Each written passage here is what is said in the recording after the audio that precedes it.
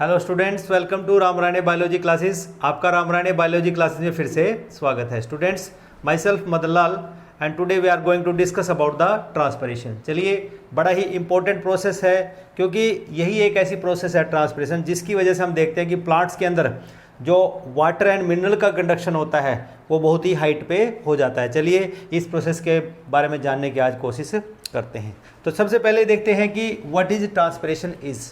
इसका डेफिनेशन क्या होगा। If you are talking about the definition, it is the loss of the water in vapour form, कि vapour form में water का loss होना plant से from the exposed part of the plant. अब exposed part कौन से हैं? Exposed part आपको पता है, लीफ है, ठीक है ना, ब्रांचेज हैं, ठीक है ना, स्टेम है, all these are exposed part of the plant. जैसे आप यहाँ पे देख सकते हैं कि हमारे पास अगर हम देखें कि हमारे पास ये एक दिस इज रूट, ओके, और इसके ऊपर ये दिस इज स्टेम। एक जनरल स्ट्रक्चर हम प्लांट का अगर देखें तो कुछ ऐसा होता है। उसके बाद हमारे पास यहाँ से ये ऐसे एक लीफ होता है और लीफ के हम कहते हैं कि आगे और सारी ब्रांचेज होंगी, फिर लीफ ऐसे होगा, फर्दर ब्रांचेज होंगी, फिर ऐसे लीफ होंगे, बहुत सारे लीव्स होंगे इस तरह से। ये एक प्लांट का एक जनरल स्ट्रक्चर है, दिस इज लीफ, ये स्टेम हो गया। तो चलिए, अब जैसे हमने बोला कि it is the loss of the water vapour from the you can say expose part. अब जैसे लीफ की हमने बात की कि यहाँ से क्या होगा कि वाटर का लॉस होगा, किधर, एनवायरमेंट में होगा, ओके। और यहाँ से ब्रांचेस से भी हो सकता है, स्टेम से भी, यंग स्टेम से भी लूज कर सकता है, कोई भी पार्ट एक्सपोज्ड पार्ट यहाँ से लूज कर सकता है। मीन्स प्लांट का हर पार्ट वाटर वेपर फॉर्म में वाटर को लॉस करता है, ओके। इसका मतलब क्या होगा, जो वाटर है कंडक्टेड बाय द रूट्स, तो रूट्स तो वाटर को कंडक्ट करती हैं, अपने अंदर लेती हैं और उसको ट्रांसपोर्ट कर देती है aerial parts. These are the aerial parts of the plant, और you can say expose part of the plants into the atmosphere. फिर अगर हम ट्रांसपिरेशन की ही बात करते हैं, aerial parts of the plant are always losing water through the transpiration. देखिए कि ट्रांसपिरेशन को हमने बोला कि एक यूजफुल प्रोसेस है, लेकिन जब कंटिन्यूस वाटर लूज होगा तो it's also act as evil. हम एविल का नाम इसको देंगे, लेकिन जब हम प्लांट्स की ट्रांसपोर्टेशन की बात करते हैं वहाँ पर ये बड़ा ही इंपॉर्टेंट एंड सिग्निफिकेंट प्रोसेस है, जिसकी वजह से वाटर का कंडक्शन और मिनरल का कंडक्शन दैट इज़ पॉसिबल। और नियरली हम कहते हैं बच्चों कि 98 to 99% ऑफ द वाटर, ठीक है ना, absorbed by the plant is lost through the transpiration. कि हम जो भी रूट्स ऑब्जर्व करती हैं वाटर को, उसका 98 to 99% जो वाटर लॉस्ट होता है थ्रू ट्रांसपिरेशन हो जाता है। मीन्स यहाँ पर ये जो हम दिखा रहे हैं कि प्लांट का जो हर पार्ट है H2O लूज कर रहा है, इसको हम क्या नाम देते हैं? इसको हम इसी को ट्रांसपायरेशन हम यहाँ पर बोल रहे हैं। This is called transpiration, okay. अब देखिए, मोस्ट ऑफ द जो ट्रांसपिरेशन है अक्कर थ्रू द लीव्स के थ्रू होता है और यंग स्टेम्स के थ्रू होता है। These are the two major things. और फिर अगर हम टाइप्स की बात करते हैं तो दो तरह का ट्रांसपिरेशन नोटिस किया जाता है। एक होता है क्यूटिकुलर ट्रांसपिरेशन और दूसरा होता है स्टोमेटल ट्रांसपिरेशन। कि क्यूटिकल होती है, कवरिंग होती है, प्लांट्स के ऊपर एक कवरिंग होती है जिसको हम क्यूटिकल कहते हैं। दूसरा है स्टोमेटल ट्रांसपिरेशन, और जो स्टोमेटा के थ्रू होता है। If you talking about the cuticular transpiration, cuticle में क्या होता है? Loss of water vapour from cuticular covering. Cuticular covering का मतलब क्या होता है कि अगर हम अपर एपिडर्मिस की बात करते हैं, suppose it is the upper epidermis of the leaf, ये अपर एपिडर्मिस है and it is lined by the cuticle, तो इसके ऊपर यहाँ पर एक क्यूटिकल प्रेजेंट होगी ऐसे, लाइक दिस, ये क्यूटिकल। अब कितना ट्रांसपिरेशन होना है वो डिपेंड करता है इसकी थिकनेस पे। अगर थिकनेस ज़्यादा है तो ट्रांसपिरेशन कम होगा। दूसरा, इसके अंदर कितने क्रैक्स हैं, क्योंकि हम देखते हैं प्लांट्स के अंदर क्रैक्स भी आ जाते हैं, बहुत सारे क्रैक्स होते हैं। उन क्रैक्स के थ्रू जो cuticular transpiration will occurs and other aerial parts.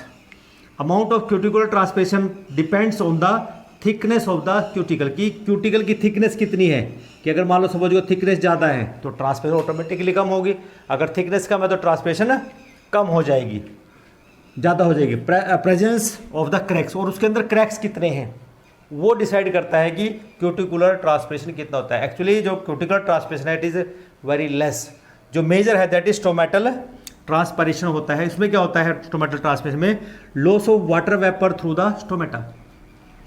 Stomata के थ्रू जो ट्रांसपिरेशन होता है मीन्स लॉस होता है वाटर का, उसको हम क्या कहते हैं? Cuticular transpiration. देखिए जरा डायग्रामेटिक बात करते हैं कि हमें पता है कि it is the upper epidermis, it is the upper epidermis, और यहाँ पर हम देखते हैं बच्चों दिस इज क्यूटिकल, ये क्यूटिकल है यहाँ पे, क्यूटिकल कवरिंग जो हम बात कर रहे हैं दिस इज अपर एपिडर्मिस। और हमें पता है कि जो स्टोमेटा है they are present in the lower epidermis. तो जब हम लोअर एपिडर्मिस की बात करते हैं यहाँ पे this is the lower epidermis, और लोअर एपिडर्मिस में आपको पता है यहाँ पर स्टोमेटा की ओपनिंग होती है। तो this is the opening of the stomata. और यहाँ पर हम देखते हैं कि यहाँ पर भी लोअर एपिडर्मिस में भी यहाँ क्यूटिकल होगी, क्योंकि क्यूटिकल का एक सिग्निफिकेंस है कि ये वाटर लॉस को रोकती है, लेकिन क्रैक्स होने की वजह से इसके थ्रू भी ट्रांसपिरेशन हो पाता है, जिसको हम क्यूटिकुलर ट्रांसपिरेशन कह रहे हैं। और यहाँ बीच में जो सेल्स होंगे, इस तरह से आप पढ़ते हैं स्ट्रक्चर जिसको हम पैलिसेड सेल्स कहते हैं, दीज आर पैलिसेड सेल्स। और फिर बीच में यहाँ ऐसे पैरेन्काइमा सेल्स जिसको हम स्पंजी पैरेन्काइमा बोलते हैं, लाइक दिस, मीन्स इनमें गैप्स होता है, इनमें स्पेसिज होते हैं जिसको हम इसको स्पंजी पैरेन्काइमा का नाम देते हैं, लाइक दिस,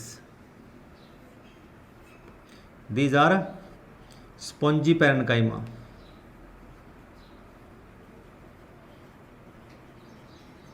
और इन दोनों को हम कह देते हैं यहाँ पे मीजोफिल सेल्स। तो इसका मतलब क्या हुआ कि अब जो हम पढ़ रहे हैं this is called stomatal pore, या स्टोमेटा की हम बात कर रहे हैं, ये स्टोमेटा है। देखिए जो इसके यहाँ से जो वाटर लॉस होता है, मीन्स कि यहाँ से जो वाटर का लॉस होता है in the form of vapour, that is called stomatal transpiration, उसको हम कहते हैं। लेकिन होगा कैसे? देखिए बच्चों क्या होता है कि यहाँ पर हमारे पास जाइलम वेसल्स हैं, ठीक है ना, ये हमारे पास जाइलम वेसल्स हैं, दिस इज जाइलम। अब जाइलम से जो वाटर है वो इन सेल्स में जाएगा। इसका मतलब क्या होगा कि अंदर के जो सेल्स हैं, ठीक है ना, उनके ऊपर एक कवरिंग, कंटिन्यूस कवरिंग उनके ऊपर वाटर की रहती है, ठीक है, दे आर सैचुरेटेड, ओके। लेकिन एनवायरनमेंट में जो एयर है दैट इज ड्राई, वो ड्राई रहती है। तो इसका मतलब क्या हुआ कि जब बाहर की एयर ड्राई होगी तो जो वाटर मोलिक्यूल, अब इस हीट से बचने के लिए तो यहाँ से क्या होगा, वाटर इवेपोरेट होगा। क्या होगा? इवेपोरेट होगा, जिसको हम क्या नाम देते हैं यहाँ पे?